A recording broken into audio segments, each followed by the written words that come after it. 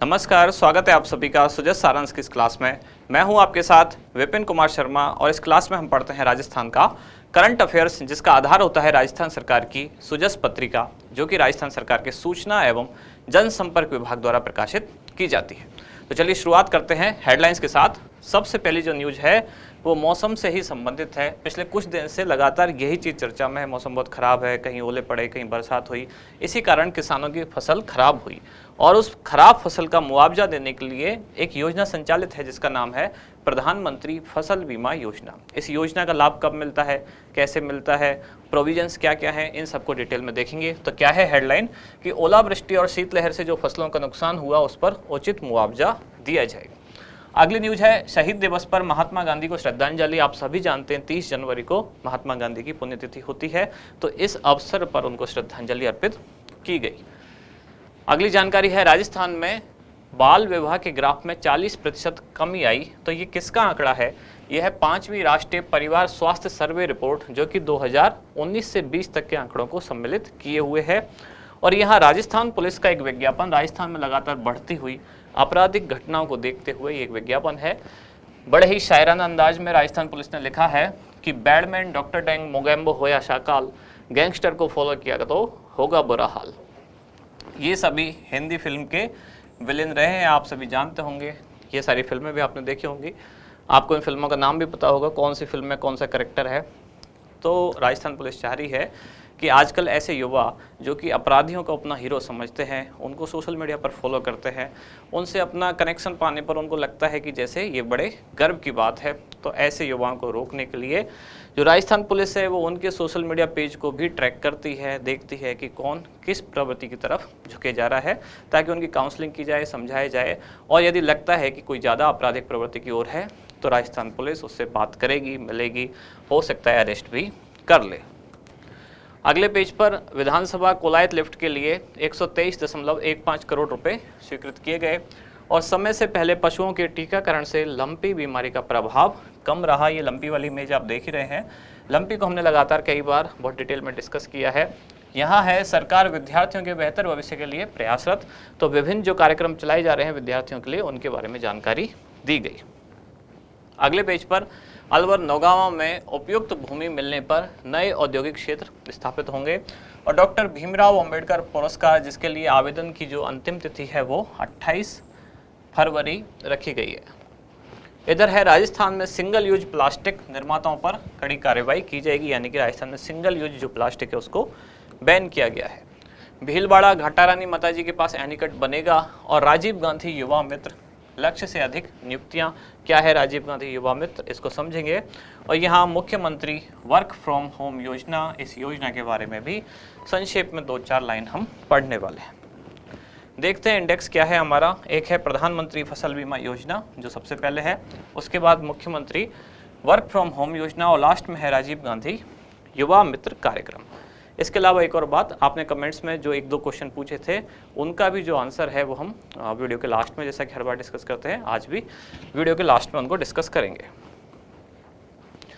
पहली योजना क्या है? प्रधानमंत्री फसल बीमा योजना। तो सबसे पहले प्रारंभ कब हुई? 13 जनवरी 2016 को। ये योजना केंद्र सरकार और राज्य सरकार दोनों द्वारा संचालित है। उद्देश्य क्या है? फसल खराब होने की स्थिति में किसान को व्यापक बीमा कवर प्रदान करना। बढ़ते हैं आगे कि बीमा किस्त कितनी है और कौन सी फसल पर है। तो रबी की फसल पर किसान को जो बीमा किस्त है उसका कितना प्रीमियम देना है? तो 2%, रबी फसल पर 1.5%, वाणिज्यिक व बागवानी फसल पर 5%। और इसके बाद जो बची हुई राशि है, यानी कि किसान की देयता के बाद बची बीमा किस्त की लागत का वहन राज्य व केंद्र सरकार द्वारा सब्सिडी के रूप में किया जाएगा, यानी कि राज्य और केंद्र सरकार दोनों इसमें शामिल हैं। तो ये किस तरह की योजना हुई, कैसी हुई? ये केंद्र प्रायोजित। शुरू में मैंने एक बार बताया था, आज वापस एक बार बता देता हूं। योजनाएं मुख्यतः 3 तरह की होती हैं। एक होता है केंद्रीय क्षेत्र की योजना या केंद्रीय क्षेत्रक योजना, दूसरी हो गई केंद्र प्रायोजित योजना, और तीसरी हो गई राज्य सरकार की योजना यानी राज्य क्षेत्र की योजना। तीनों में अंतर क्या है?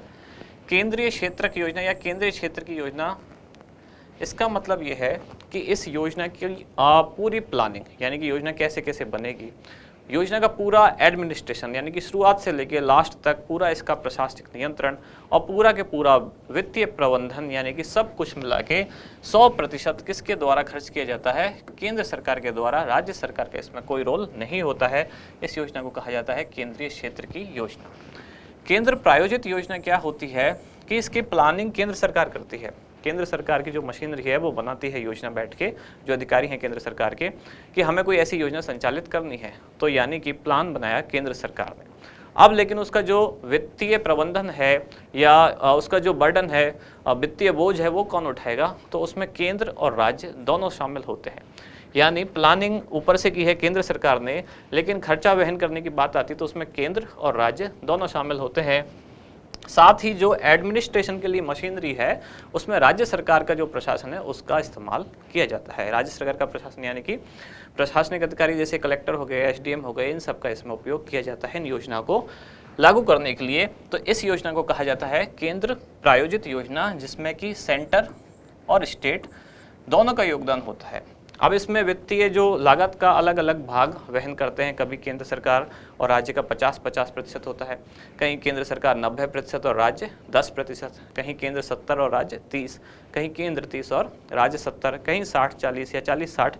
इस तरह से कहने का मतलब ये है कि योजना शुरू तो की, योजना बनाने की प्लानिंग या योजना कैसे बनेगी ये सब तो किया केंद्र सरकार ने, फिर उसका वित्तीय प्रबंधन दोनों ने बांटा और उसका जो प्रशासन है यानी लागू करना, इम्प्लीमेंट ये करती है राज्य सरकार। उसको कहा जाता है केंद्र प्रायोजित योजना। और राज्य क्षेत्रीय योजना ये इसी की तरह है, यहाँ पूरी तरह केंद्र सरकार करती है, यहाँ पूरी तरह राज्य सरकार, यानी प्लानिंग से लेकर और वित्तीय प्रबंधन से लेकर वित्तीय लागत के वहन करने से लेकर और एप्लीकेशन तक सब कुछ, यानी कि इम्प्लीमेंटेशन तक सब कुछ कौन करता है, राज्य सरकार करती है। उसको कहते हैं राज्य क्षेत्र की योजना।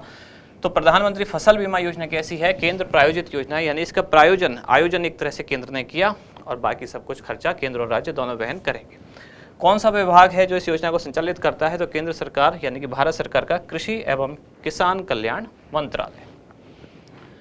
अब इस योजना के बारे में यहाँ खास कुछ चीज़ें दी गई हैं, वो मैंने इमेज ऐसे कैसे ले ली है कि प्रधानमंत्री फसल बीमा योजना क्या है, किन जोखिमों पर मिलता है भुगतान। तो योजना के अंतर्गत स्थानीय आपदा जैसे कि ओले पड़ना, तो अभी ओले पड़े हैं, जमीन धंसना या जल भराव की स्थिति, बादल फटना, ये ज़्यादातर चीज़ें जैसे कि ज़मीन धंसना या बादल फटना ये पहाड़ी क्षेत्रों में होता है, या जल भराव कहीं निचले एरिया में, प्राकृतिक आग से नुकसान, इसमें खेतवार नुकसान का आकलन कर भुगतान किया जाता है। दूसरी बात क्या है, निष्फल बोवाई यानी कि बोवाई की लेकिन जो पौधा है वो अंकुरित नहीं हुआ, खड़ी फसल का नुकसान तथा फसल कटाई के बाद 14 दिन तक चक्रवात, ये 14 दिन याद रखना है, 14 दिन तक चक्रवात या बेमौसम बारिश, अभी भी जैसे बेमौसम बारिश है, इससे नुकसान होने पर खेतवार आकलन करके भुगतान किया जाता है। या फिर बीमित फसल की खराब मौसम के कारण बुवाई या रोपाई ना कर पाने की स्थिति में बीमा मूल्य राशि का 25% भुगतान किया जाता है। ये अलग कंडीशन हो गई, यानी कि फसल बोई ही नहीं गई किसी कारणवश, और वो कारण क्या है, प्राकृतिक आपदा या कुछ भी रीजन है, उस वजह से फसल की बुवाई या रोपाई ही नहीं हो पाई, तब जितनी बीमा के मूल्य है फसल का उसका 25% भुगतान किया जाएगा। और किसानों को अंतिम दावों का भुगतान राज्य सरकार द्वारा फसल कटाई प्रयोगों के आधार पर निर्धारित उपज आंकड़ों पर की जाती है। तो इस तरह यहाँ राज्य सरकार भी इसमें इन्वॉल्व हो जाती है और इसलिए ये केंद्र प्रायोजित योजना है। फिर है मुख्यमंत्री वर्क फ्रॉम होम योजना। इस योजना की घोषणा की थी कब, बजट 2022-23 में। अब आपको ये पता है वर्क फ्रॉम होम का कल्चर कब आया, वर्क फ्रॉम होम का कल्चर आया कोविड आने के बाद। तो अगले बजट में ये घोषणा की गई थी बजट 2022-23 में कि महिलाएं भी घर से रहकर ही कुछ काम कर सकती हैं। तो इसी बजट में घोषणा की गई। विवरण क्या है, वर्क फ्रॉम होम कर सकने वाली 20,000 महिलाओं को आगामी वर्ष में इस योजना के तहत लाभान्वित किया जाएगा। ये टारगेट रखा गया था बजट 2022-23 में कि 20,000 महिलाओं को इस योजना से जोड़ा जाएगा। और इस योजना हेतु कितना बजट रखा गया, तो 100 करोड़ रुपए प्रस्तावित था। फिर है राजीव गांधी युवा मित्र कार्यक्रम, कौन से विभाग द्वारा संचालित है, तो राजस्थान सरकार के आर्थिक एवं सांख्यिकी विभाग राजस्थान। उद्देश्य क्या है, राज्य सरकार की जो भी योजना है, जन कल्याणकारी योजना, उनका लाभ अंतिम छोर तक, यानी कि जो भी लाभान्वित या जो भी पात्र व्यक्ति है उस तक इस योजनाओं का लाभ, इस योजना की जानकारियां पहुंचाना। विवरण क्या है इसका, कुछ युवा मित्र और कुछ वॉलंटियर्स को सरकारी योजनाओं के प्रचार प्रसार के बारे में प्रशिक्षण दिया जाएगा, यानी कि योजनाएं आपको कैसे पहुंचानी है अंतिम छोर तक। इसमें Sujas mobile app, Twitter space सहित विभिन्न जो सोशल मीडिया माध्यम है उनके जरिए जानकारी आम जनता तक पहुंचाई जाएगी। इसके बाद हमारा अभ्यास प्रश्न क्या है आज, मुख्यमंत्री वर्क फ्रॉम होम योजना हेतु कुल कितना बजट प्रस्तावित किया गया है, 100 करोड़, 200 करोड़, 500 करोड़ या 850 करोड़ रुपए। क्या होगा इसका उत्तर, वो आप मुझे बताएं। अब आप में से किसी ने कमेंट में पूछा था कि हमारी जो MCQ वाली बुकलेट थी उसके 2 क्वेश्चन पूछे हैं मुझसे, एक है 507 और एक 549। ये जो MCQ वाली बुकलेट जिसका हमने मतलब जो PDF टेलीग्राम पे डाला हुआ था उसमें क्वेश्चन नंबर 507 और 549 पूछा है। अब एक बार मैं आपको वो क्वेश्चन दिखा देता हूँ, फिर उनके बारे में डिस्कस करते हैं।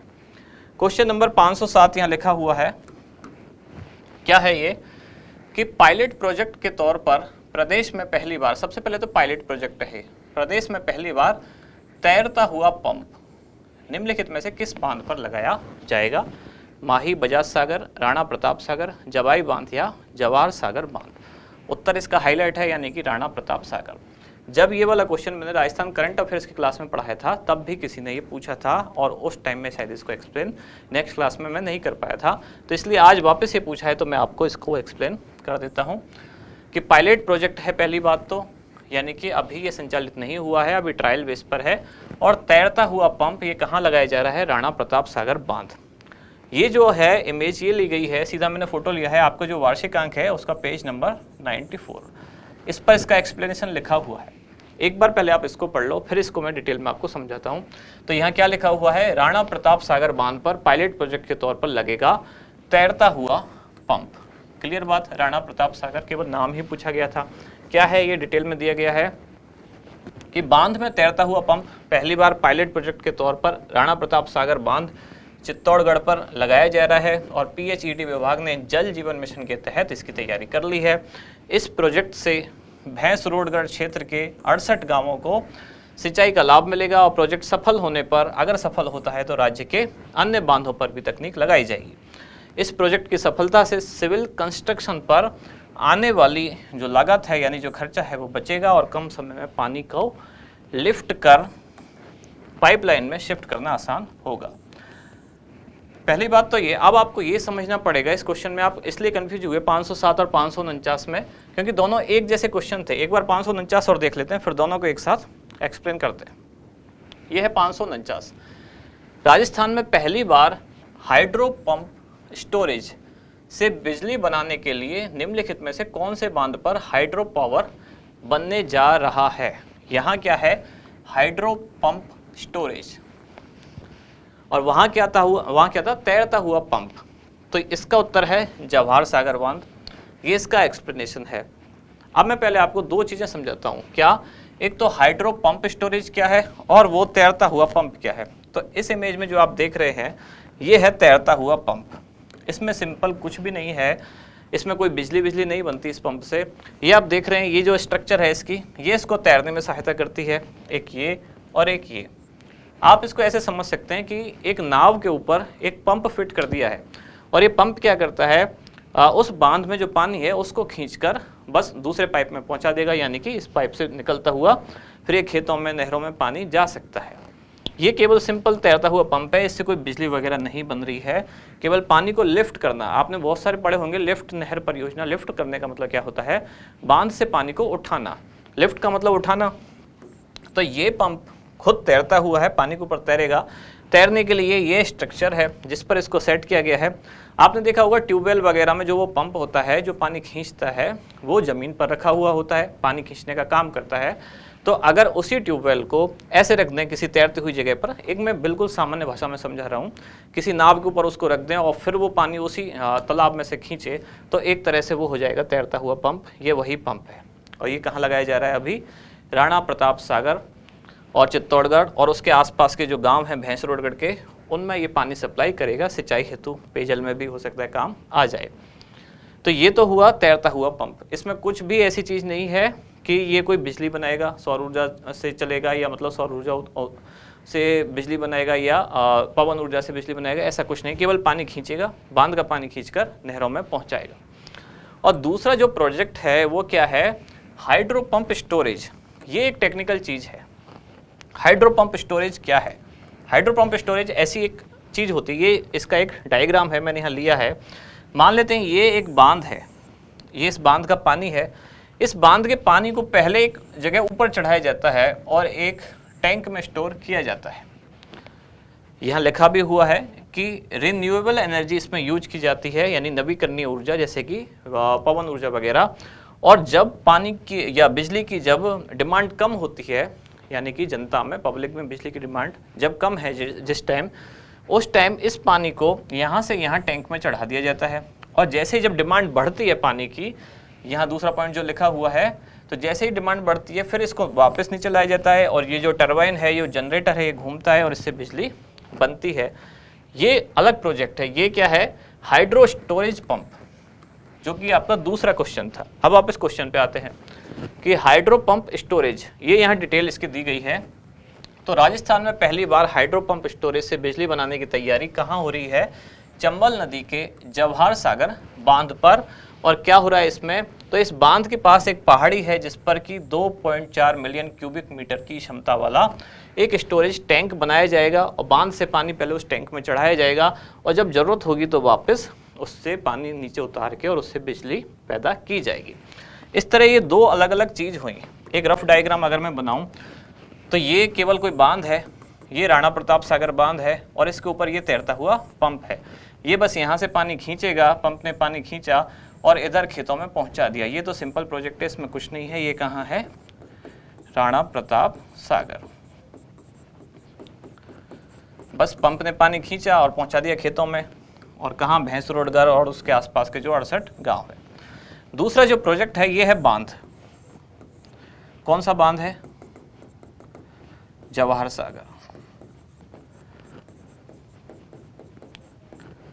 जवाहर सागर बांध के पास ये कोई पहाड़ी है, मान लेते हैं ऐसी कोई पहाड़ी।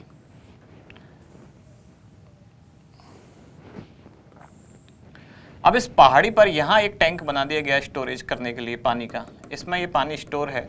यहाँ से पहले पानी इसमें चढ़ाया जाएगा, जब बिजली की डिमांड कम होगी तब ये पानी यहाँ चढ़ा दिया गया और जब इसकी ज़रूरत होगी तो पानी वापस नीचे उतार के और टरबाइन घूम के तब बिजली बनेगी। ये कहाँ बनाया जा रहा है? जवाहर सागर बांध कोटा पर। तो ये दोनों में बेसिक अंतर है और ये इसका एक्सप्लेनेशन है। उत्तर जो है वो दोनों का सही है, यानी कि पहला जो क्वेश्चन था कि तैरता हुआ पंप, यानी कि ये वाला पंप जो पानी के ऊपर तैर रहा है, ये कहाँ बनाया जा रहा है पायलट प्रोजेक्ट के तौर पर? तो राणा प्रताप सागर में। तो कोई दिक्कत नहीं इसमें। और दूसरा जो प्रोजेक्ट है जिसका नाम है हाइड्रो पंप स्टोरेज, तो हाइड्रो पंप स्टोरेज क्या है? ये वाला कंसेप्ट है, बांध का पानी पहले पहाड़ी पर बनाए हुए एक टैंक में, एक बड़े स्टोरेज टैंक में भरा जाएगा और फिर जब जरूरत होगी तो पानी वापस नीचे आएगा जिससे कि बिजली बनेगी। ये है हाइड्रो स्टोरेज पंप। ये इसका कंसेप्ट है, कैसे ये काम करता है। यहाँ पहले पानी है, इसको ऊपर चढ़ा दिया गया और जब ज़रूरत होगी तो पानी वापस आएगा, टरबाइन घूमेगा, बिजली बनेगी। और ये वाला पंप ये कहाँ बनाया जा रहा है? ये बनाया जा रहा है किस पर? जवाहर सागर बांध। जवाहर सागर बांध।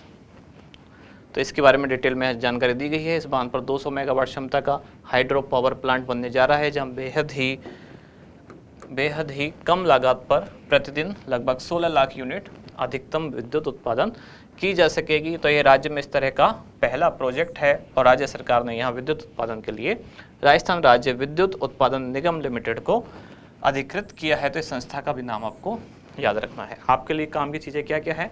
पहला सबसे काम की चीज़ तो यही है कि कौन सा पंप कहाँ बन रहा है, कौन से बांध पर, और कौन सी संस्था को इसके लिए अधिकृत किया है। तो इसके लिए है राजस्थान राज्य विद्युत उत्पादन निगम लिमिटेड। अब मुझे लगता है ये आपका डाउट क्लियर हो जाना चाहिए। और इसके बाद लास्ट में आपके लिए एक जानकारी कि परीक्षा से पहले एक परीक्षा का आयोजन होने जा रहा है। कौन सा? कलाम प्री 3rd ग्रेड 2.0। तो एक का आयोजन शायद हो चुका है, ये 2.0 दूसरी का आयोजन होने वाला है। और कहाँ कहाँ? तो राजस्थान के सभी जिला मुख्यालय और इनके साथ इन केंद्रों पर इसका आयोजन होगा। इसके अलावा और कौन कौन से केंद्र हैं, जैसे कि तारानगर, बयाना, डीडवाना, बालोतरा, पिलानी, नीमका थाना, कुचामन, सांचौर, बहरोड, फतेहपुर, ब्यावर और सागवाड़ा, इन केंद्रों पर इसका आयोजन होने जा रहा है। रजिस्ट्रेशन के लिए लास्ट डेट रखी गई है 9 फरवरी और एग्ज़ाम की डेट है 12 फरवरी। QR कोड को आप स्कैन करके रजिस्टर करा सकते हैं या फिर कलाम अकेडमी की वेबसाइट पर जाकर भी रजिस्ट्रेशन कर सकते हैं। एग्ज़ाम के लिए फ़ीस रखी गई है वही जो पहले थी, यानी कि 125 प्लस GST। तो इसके अलावा कोई डाउट हो तो आप पूछ सकते हैं, उसको फिर हम डिस्कस करेंगे अगली क्लास में। तो यहाँ समाप्त होती है आज की क्लास। आप मिलते हैं कल अगली न्यूज़ के साथ अगली क्लास में। धन्यवाद।